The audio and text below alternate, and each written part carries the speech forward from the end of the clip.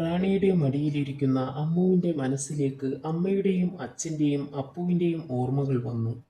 എൻ്റെ അപ്പു ഉറക്കമുണർന്നു കാണുമോ? ഉറക്കമുണർന്നാൽ ചേച്ചിമാരെ അന്വേഷിക്കില്ലേ? അടുക്കളയിൽ അമ്മ ജോലി ചെയ്യുമ്പോഴും അമ്മുവാണ് അപ്പുവിനെ കുളിപ്പിക്കാറ്. ചിന്തകളിൽ എപ്പോഴോ അമ്മു റാണിയുടെ മടിയിൽ കിടന്നുറങ്ങി. മൂത്ത മകളാണ് റാണി. അഞ്ജു രണ്ടാമത്തേതും. അവൾ അമ്മയുടെ സഹോദരിയുടെ വീട്ടിൽ നിന്നാണ് പഠിക്കുന്നത്. റാണി പഠിക്കാൻ മിടുക്കിയായിരുന്നു. പക്ഷേ അവൾക്ക് പഠിക്കാൻ പോകുന്നത് ഇഷ്ടമല്ലായിരുന്നു. അതിന് ഒരു കാരണവുമുണ്ടായിരുന്നു. അച്ഛൻ്റെയും അമ്മയുടെയും കഷ്ടപ്പാട്. എൻ്റെ കുഞ്ഞനുജനെയും അനുജത്തിമാരെയും നന്നായി പഠിപ്പിക്കണം. അവർക്കാവശ്യമുള്ള സാധനങ്ങൾ വാങ്ങിക്കൊടുക്കണം. ഇതൊക്കെയായിരുന്നു റാണിയുടെ മനസ്സിൽ. അതിനുവേണ്ടി അവൾ ഏത് ജോലിയും ചെയ്യാൻ തയ്യാറായിരുന്നു. അഞ്ജുവും അച്ചുവും പഠിക്കാൻ മിടുക്കികളായിരുന്നു.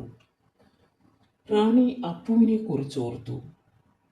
ഒരുപാട് പ്രാർത്ഥിച്ച് കിട്ടിയ കുഞ്ഞാണ് അവൻ. അമ്മ പ്രസവത്തിനായി ആശുപത്രിയിലേക്ക് പോയ ദിവസം റാണിയും അഞ്ജലിയും അമ്മുവിനെ അച്ചുവിനെ ഏൽപ്പിച്ച് ആശുപത്രിയിലേക്ക് പോയി. കുറേ ദൂരം നടക്കണം. ബസ്സിന് പോകാൻ അവരുടെ കയ്യിൽ പൈസയില്ലായിരുന്നു. നടക്കുന്നതിനിടയിൽ അഞ്ജു റാണി ചേച്ചിയോട് പറഞ്ഞു, ചേച്ചി, നമ്മുടെ അമ്മയ്ക്ക് ഒരു ആൺകുഞ്ഞ് ജനിച്ചിരുന്നെങ്കിൽ. അപ്പുറത്തെ വീട്ടിലെ കാർത്തിയായനി ചേച്ചിയുടെ വാക്കുകൾ ഇന്നും എൻ്റെ കാതിൽ മുഴങ്ങുന്നു. നിനക്ക് തറവാടുണ്ടോടോ ഭാസ്കര?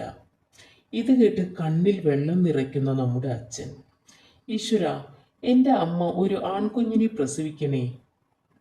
അങ്ങനെ നടന്ന് നടന്ന് അവർ ആശുപത്രിയിലെത്തി. റാണിയും അഞ്ജുവും പ്രസവ വാർഡ് അന്വേഷിച്ചു. നേഴ്സ് അവർക്ക് പ്രസവ വാർഡ് കാട്ടിക്കൊടുത്തു.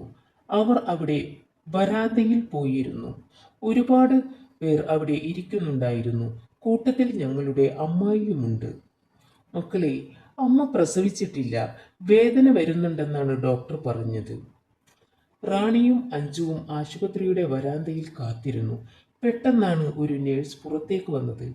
അമ്മിണിയുടെ കൂടെയുള്ള ആരെങ്കിലും ഉണ്ടോ? അമ്മായി ഓടിച്ചെന്നു. കൂടെ ഞങ്ങളും.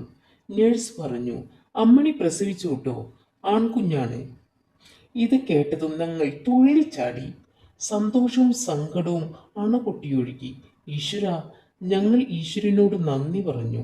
നേഴ്സിന്റെ കയ്യിൽ നിന്നും അമ്മായി കുഞ്ഞിനെ വാങ്ങി. ഞങ്ങൾ സന്തോഷത്തോടെ അവനെ നോക്കി.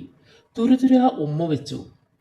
ആദ്യമായി റാണി അവനെ വിളിച്ചു, മോനെ, അപ്പു. കുറച്ചു കഴിഞ്ഞ് അമ്മിണിയെ വാർഡിലേക്ക് മാറ്റി. അമ്മിണി ചുറ്റും കണ്ണോടിച്ചുകൊണ്ട് ചോദിച്ചു, മക്കളെ, അച്ഛൻ എവിടെ? പെൺകുഞ്ഞാവുമെന്നോർത്ത് അച്ഛൻ വന്നില്ല അല്ലേ? സങ്കടത്തോട് ചോദിച്ചു.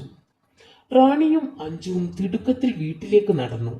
വഴിയിൽ കാണുന്നവരോടെല്ലാം സന്തോഷത്തോടെ പറഞ്ഞു, ഞങ്ങളുടെ അമ്മ പ്രസവിച്ചു, ആൺകുഞ്ഞാ. കേട്ടവർക്കെല്ലാം സന്തോഷമായി. എന്നാൽ ഇതൊന്നും അറിയാതെ കുളത്തിൽ വലവീശി മീൻ പിടിക്കുകയായിരുന്നു ഭാസ്കരൻ. ഭാസ്കരന്റെ മനസ്സിൽ അമ്മിണി പ്രസവിക്കുന്നത് ഇനിയും പെൺകുഞ്ഞാകുമോ എന്ന ചിന്തയായിരുന്നു. അപ്പോഴാണ് അകലിൽ നിന്ന് റാണിയും അഞ്ജുവും ഓടി വരുന്നത് ഭാസ്കരൻ കണ്ടത്. അവർ ആർത്തുല്ലസിച്ചാണ് വരുന്നത്. അച്ഛാ, വേഗം വാ, അമ്മ പ്രസവിച്ചു, ആൺകുഞ്ഞാ. ഭാസ്കരന് വിശ്വസിക്കാനായില്ല. 4 പെൺമക്കൾക്ക് ശേഷം ദൈവം ഒരു ആൺകുഞ്ഞിനെ തന്നിരിക്കുന്നു. ഭാസ്കരന്റെ കണ്ണുകൾ നിറഞ്ഞൊഴുകി. തൻ്റെ പൊന്നോമനയെ കാണാൻ ഭാസ്കരൻ ആശുപത്രിയിലേക്ക് ഓടി. തൻ്റെ പൊന്നോമനയെ കണ്ടതും ഭാസ്കരൻ കോരിയെടുത്തു തുരുതുര ഉമ്മ വെച്ചു. ഭാസ്കരന്റെ മനസ്സിൽ സന്തോഷവും അഭിമാനവും കളിയാടി. കാർത്തിയാനിയുടെ വാക്കുകൾ കാതിൽ വന്നലച്ചു. നിനക്ക് തറവാടുണ്ടോടോ ഭാസ്കര? അതെ, തനിക്ക് തറവാടുണ്ട്. തനിക്ക് ദൈവം ഒരു ആൺകുഞ്ഞിനെ തന്നിരിക്കുന്നു. പെട്ടെന്നാണ് ബസ്സിൽ കണ്ടക്ടർ വിളിച്ചു പറയുന്നത് റാണിയുടെ ചെവിയിൽ വന്നലച്ചത്. ഞങ്ങൾക്ക് ഇറങ്ങാനുള്ള സ്ഥലമെത്തിയിരിക്കുന്നു. റാണി ചിന്തയിൽ നിന്നുണർന്നു. അമ്മുവിനെയും എടുത്ത് അവൾ എഴുന്നേറ്റു. അച്ചുവിൻ്റെ കൈ പിടിച്ച് ഒപ്പം ലക്ഷ്മി ചേച്ചിയും. ഞങ്ങൾ ബസ്സിൽ നിന്നിറങ്ങി.